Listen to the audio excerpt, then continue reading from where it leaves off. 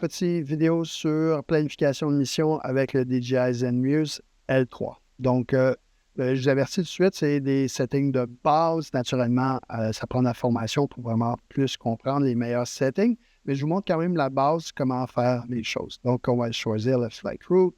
On va appuyer sur le petit plus pour créer une nouvelle route. On recommande de soit prendre une Area Route ou une route linéaire, un corridor. Donc, on va se mettre quelques points sur la map. Habituellement, j'essaie de faire le plus quand je fais un area route, là, de garder ça le plus rectangulaire possible. Je vais confirmer ma zone et je vais aller chercher les informations. Donc, les matrices 400, la Zenmuse L3. On a l'option de faire la photogrammétrie ou le LiDAR mapping. Si on fait LiDAR, on peut faire la photogrammétrie en même temps.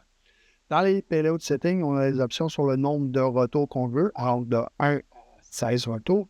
Alors, dépendamment de ce qu'on veut aller chercher, puis les autres settings qu'on va choisir. Dans la fréquence, le sampling rate qu'on appelle, on peut choisir 100 ou 300 kHz, donc 100 000 points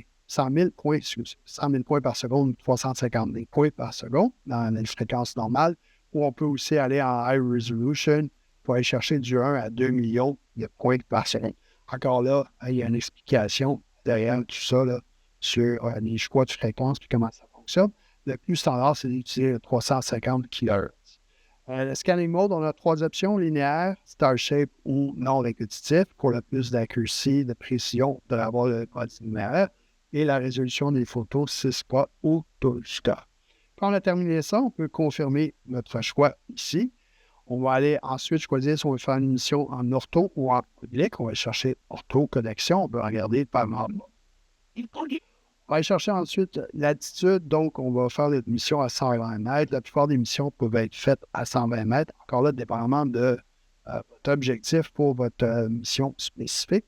On voit que ça nous donne un GSD de 1,20 puis une densité de points présentement à 82 points par mètre carré. On va appeler l'élévation optimisation. On va choisir une altitude de décollage qui est sécuritaire. Calibration de la MU, ça devrait toujours être on.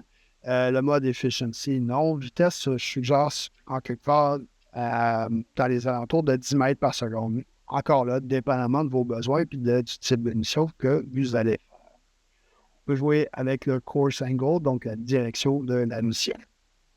Quand la mission est terminée, on veut que le drone revienne à la maison. On va voir nos settings avancés. Le side overlap pour LiDAR, DJI recommande de 20% et plus. En général, on recommande environ 50%, là. Mais encore là, dépendamment de l'objectif de la mission.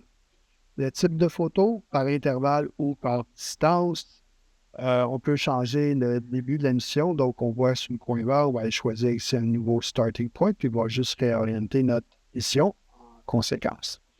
La vitesse de décollage, c'est la vitesse à laquelle on va se rendre au premier waypoint. Donc, je la laisse actuellement à 15 mètres par seconde pour être efficace.